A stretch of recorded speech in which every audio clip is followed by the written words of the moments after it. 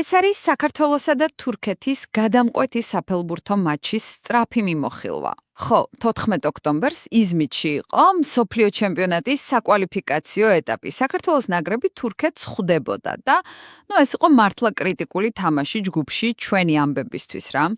ბევრი რამე წყდებოდა. პირველი, თურქმეთმა რასაც ქვია შტურმით დაიწყო და პირველივე ტაიმში ფაქტობრივად მოამთავრა ყველაფერი. ანგარიში მე-14 წუთზე ქენან ილდიზმა გახსნა. მერე 22-ზე კუთხურის მერე მერიხ დემირალმა თავით მეორეც გაიტანა. და კიდე 35-ზე იუნუს აგგუნმა მესამედ შეაგდო. ამის მერე უკვე ძალიან გართულდა სიტუაცია. მეორე, ჩვენი ნაკრები სიმართლე გითხრათ ვერაფრით აეწყო.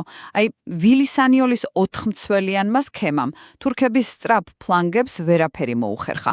გუნდს აშკარად უჭირდა ბურთის დაჭერა, დაცვაშიც პრობლემები იყო და ნახევარდაცვაც ვერ ართმევდა თავს იმპრესინგს. მესამე, მეორე ტაიმშიც დიდად არაფერი შეცვლილა. 52 წუთზე ისევ დემირალმა გაიტანა კუთხურიდან. დუბლი შეასრულა. ერთადერთი ნათელი მომენტი იყო 75 წუთზე ოთარ კიტეიშვილმა ძალიან ეფექტურად ქუსლით დაუგდო გიორგი ქოჩორაშვილს და იმანაც მართლა კარგი გოლი შეაგდო.